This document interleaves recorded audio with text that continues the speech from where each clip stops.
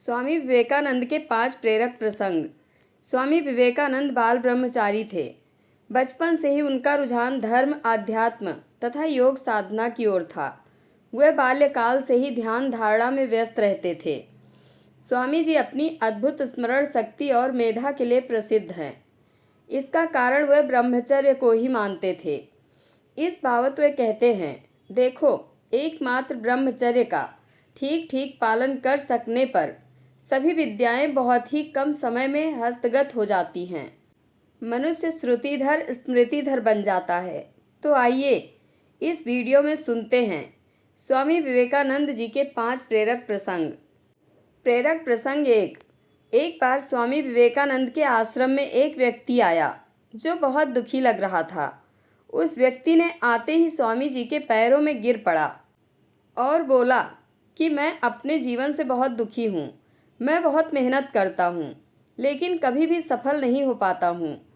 उसने विवेकानंद से पूछा कि भगवान ने मुझे ऐसा नसीब क्यों दिया है।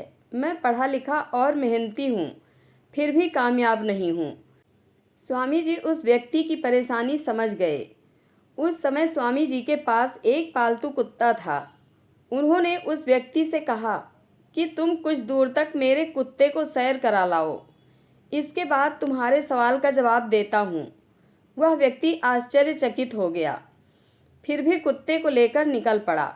कुत्ते को सैर कराकर जब वह व्यक्ति वापस स्वामी जी के पास पहुँचा तो स्वामी जी ने देखा कि उस व्यक्ति का चेहरा अभी भी चमक रहा था, जबकि कुत्ता बहुत थका हुआ लग रहा था। स्वामी जी ने व्यक्ति से पूछा कि यह कुत्ता इतना ज़्यादा कैसे थक गया, जबकि तुम तो बिना थके दिख रहे हो। व्यक्ति ने कहा कि मैं तो सीधा साधा अपने रास्ते पर चल रहा था, लेकिन कुत्ता गली के सारे कुत्तों के पीछे भाग रहा था और लड़कर फिर वापस मेरे पास आ जाता था। हम दोनों ने एक समान रास्ता तय किया है, लेकिन फिर भी इस कुत्ते ने मेरे से कहीं ज़्यादा दौड़ लगाई है, इसलिए यह थक गया है। स्वामी जी ने मुस्कुराकर कहा कि यही तुम्हारे सभी प्रश्नों का जवाब है। तुम्हारी मंजिल तुम्हारे आसपास ही है, वह ज़्यादा दूर नहीं है, लेकिन तुम मंजिल पर जाने के बजाय दूसरे लोगों के पीछे भागते रहते हो और अपनी मंजिल से दूर होते चले जाते हो। यही बात लगभग हम पर भी लागू होती है।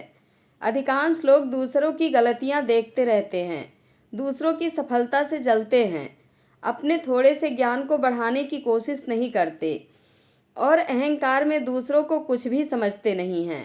इसी सोच की वजह से हम अपना बहुमूल्य समय और क्षमता दोनों खो बैठते हैं और जीवन एक संघर्ष मात्र बनकर रह जाता है। इस प्रसंग की सीख ये है कि दूसरों से होड़ नहीं करना चाहिए और अपने लक्ष्य दूसरों को देखकर नहीं बल्कि खुद ही तय करना चाहिए। प्रेरक प्रसंग 2।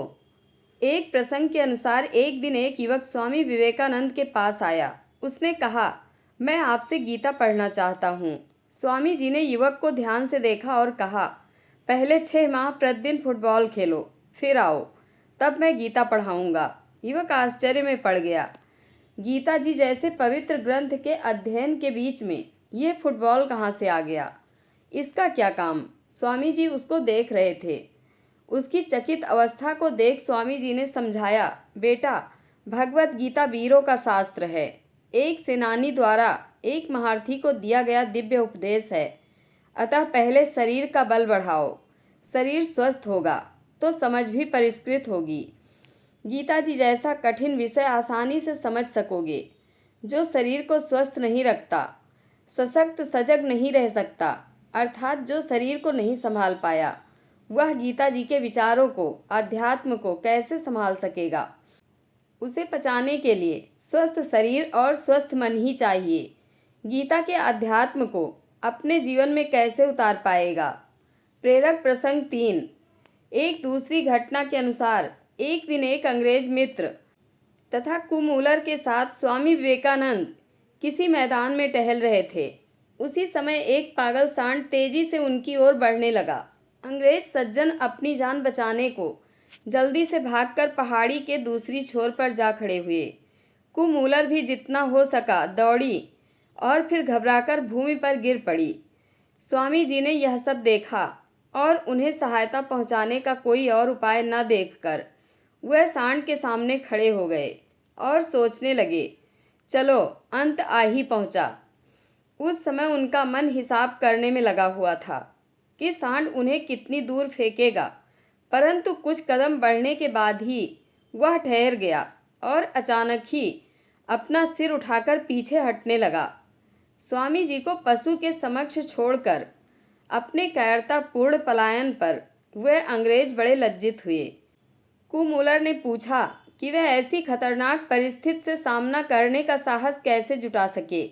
स्वामी जी ने पत्थर के 2 टुकड़े उठाकर उन्हें आपस में टकराते हुए कहा कि खतरे और मृत्यु के समक्ष वे अपने को चकमक पत्थर के समान सबल महसूस करते हैं, क्योंकि मैंने ईश्वर के चरण स्पर्श किए हैं।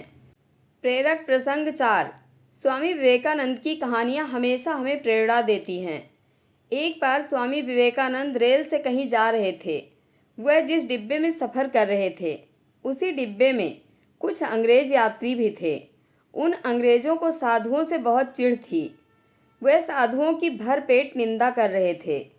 साथ वाले साधु यात्री को भी गाली दे रहे थे। उनकी सोच थी कि चूंकि साधु अंग्रेजी नहीं जानते, इसलिए उन अंग्रेज़ों की बातों को नहीं समझ रहे होंगे। इसलिए उन अंग्रेज़ों ने आपसी बातचीत में साधुओं को कई बार भला बुरा कहा। हालांकि उन दिनों की हकीकत थी कि साधु अंग्रेजी जानते भी नहीं थे। रास्ते में एक बड़ा स्टेशन आया, जहां विवेकानंद के स्वागत में हजारों लोग उपस्थित थे, जिनमें विद्वान एवं अधिकारी भी थे। उन्होंने यहाँ उपस्थित लोगों को संबोधित करने के बाद अंग्रेजी में पूछे गए प्रश्नों के उत्तर भी अंग्रेजी में ही दिए। अंग्रेज सहयात्री ये सब देख रहे थे। ये देखकर रेल में उनकी बुराई कर रहे उन अंग्रेज यात्रियों को सांप सूंघ गया। अवसर मिलते ही वह विवेकानंद के पास गए। उन्होंने नम्रतापूर्वक पूछा कि क्या आपने हमारी बात सुनी? स्वामी जी ने सहजता से जवाब दिया। उन्होंने बताया कि उनका मस्तिष्क अपने ही कार्यों में व्यस्त था, इसलिए उन्हें लोगों की बात सुनने का अवसर नहीं मिला। उनका यह जवाब अंग्रेज़ों को शर्मसार कर गया। अंग्रेज़ों ने चरणों में झुककर क्षमा याचना की। वह स्वामी जी के प्रति आदर भाव दिखाने लगे। वह उनके ज्ञान का सम्मान करने लगे। प्रेरक प्रसंग 5। स्वामी विवेकानंद अमेरिका के शिकागो में अपना ऐतिहासिक भाषण देने गए हुए थे। उनका व्याख्यान काफ़ी प्रसिद्ध हो चुका था। वह अपने भाषण को पूरे विश्व पटल के सामने रखने के लिए स्वामी विवेकानंद अन्य देशों का भ्रमण करने के लिए निकले। इसी क्रम में उन्हें एक फ्रांसीसी विद्वान ने अपने घर आमंत्रित किया। स्वामी जी उनके घर पहुँचे। स्वामी जी का स्वागत किया गया। स्वामी जी के लिए फ्रांसीसी विद्वान ने स्वामी जी के लिए अच्छे भोजन का प्रबंध किया। विदेश में इस तरह का भोजन बड़े सौभाग्य की बात थी। भोजन उपरांत वेद वेदांत और धर्म की रचनाओं पर बात चलने लगी। स्वामी जी ने वहाँ एक मोटी पुस्तक देखा। पुस्तक लगभग 1500 पृष्ठों की होगी। स्वामी जी ने अपने मेज़बान से पूछा, यह क्या है? मैं इसका अध्ययन करना चाहता हूँ। मेज़बान ने आश्चर्यचकित होते हुए पूछा, क्या आपको फ्रांसीसी आती है? स्वामी विवेकानंद ने जवाब दिया, नहीं। स्वामी जी ने अपने मेज़बान से फिर कहा, मैं इस पुस्तक को पढ़ना चाहता हूँ। मुझे 1 घंटे के लिए इस पुस्तक को दे दें, मैं इसे पढ़ लूँगा। अब उन सज्जन को थोड़ा झटका सा लगा और उन्होंने थोड़ा खींचते हुए स्वामी जी से कहा, मैं इस पुस्तक को पिछले 1 महीने से पढ़ रहा हूँ और अभी आधा ही पढ़ पाया हूँ। स्वामी जी ने कहा, आप मुझे पुस्तक तो दें। चूँकि फ्रांसीसी मेज़बान थे और स्वामी जी मेहमान थे, उन फ्रांसीसी सज्जन ने अनमने ढंग से उस पुस्तक को स्वामी जी को पढ़ने के लिए दिया। स्वामी जी उस पुस्तक को अपने दोनों हाथों में रखकर 1 घंटे के लिए योग साधना में बैठ गए। जैसे ही 1 घंटा बीता, फ्रांसीसी विद्वान कमरे में आ पहुँचे। आते के साथ ही उन्होंने स्वामी विवेकानंद से प्रश्न पूछा, क्या आपने अध्ययन कर लिया? स्वामी जी ने कहा, अवश्य। मेज़बान ने कहा, मजाक ना करें। स्वामी जी ने कहा, मैं सत्य कह रहा हूँ। स्वामी जी ने कहा, आपको अगर कोई संदेह हो तो आप पूछ सकते हैं। उन सज्जन ने एक पृष्ठ खोला और स्वामी जी से उसके बारे में पूछा। स्वामी जी ने अक्षरशः जवाब दे दिया। फ्रांसीसी विद्वान के आश्चर्य की कोई सीमा नहीं थी।